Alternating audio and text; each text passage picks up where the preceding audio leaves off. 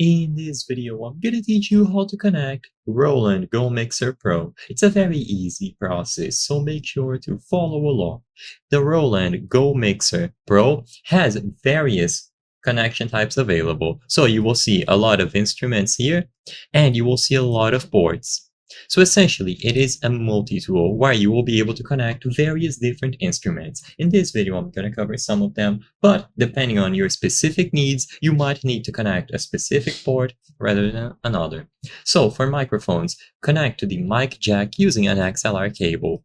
If your microphone requires phantom power, turn the phantom power switch into the on mode. So all of these are easily labeled. You can follow along. So for example, if you want to connect a guitar or bass, you connect it to this jack using a 1/4-inch cable. If you have an active pickup, use the pad guitar or bass switch to reduce the input level, and so on.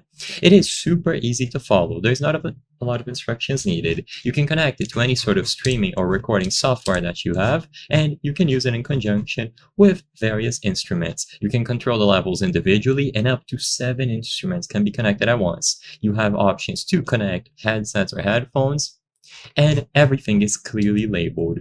So as long as you use the proper cable and you route it correctly, you will be able to use it. Keep in mind that the Go Mixer Pro X can be powered via USB from your connected smartphone or computer, or by 4 AAA batteries. When using the analog connection to a mobile device, battery power is required.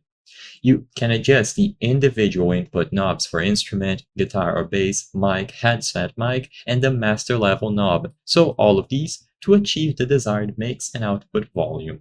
Watch the peak indicator to avoid clipping. I hope I was able to help you on how to connect Roland Go Mixer Pro X. If this video helped you, please be sure to leave a like and subscribe for more very easy tips. Thank you for watching.